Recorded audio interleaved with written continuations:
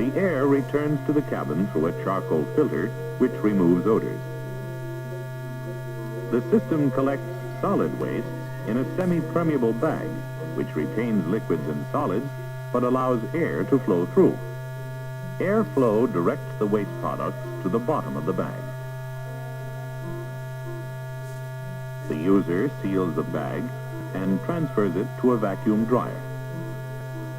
A small amount of heat and an outlet to the vacuum of space removes the moisture, which inhibits bacterial growth. The crew stores the dried wastes in sealed canisters.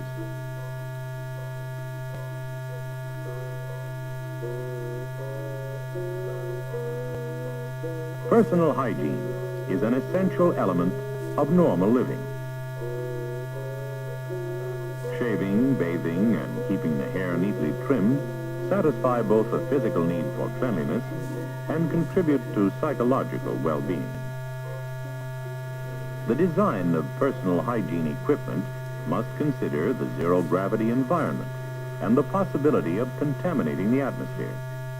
For example, the zero-G razor vacuums the whiskers as it shaves.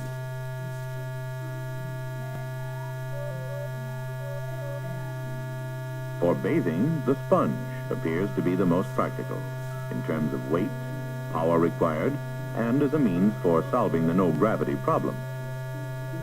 But even the simple matter of filling and emptying a sponge is a problem. Squeezing forces the water out, but instead of falling, it gathers into an undulating glob. The slightest motion sends it floating across the cabin. The crew will use a manually operated wetter squeezer, which fills or empties the sponge, transferring the used wash water to the recovery tank. A non-toxic antiseptic detergent is added to the preheated bath water as a cleansing agent. In space, oral hygiene is less convenient than on Earth. The toothbrush user will have to keep his mouth closed while brushing. Basically, there are no major technical problems in personal hygiene.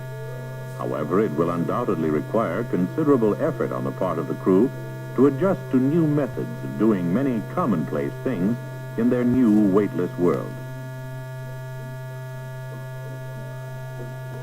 Thus, we have a life support system, a combination of atmospheric control, water regeneration, food management, waste management, and personal hygiene.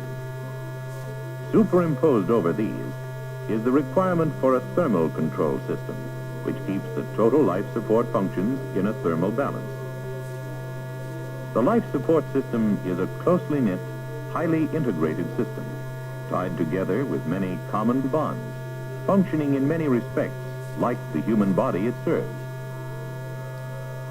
Man, a living, breathing organism, and a machine that functions like an organism, inseparably tied together. The design concepts and scientific processes incorporated in this life support system present the research tool required to design the advanced life support systems for the men and spacecraft that will be making extended exploratory trips into space.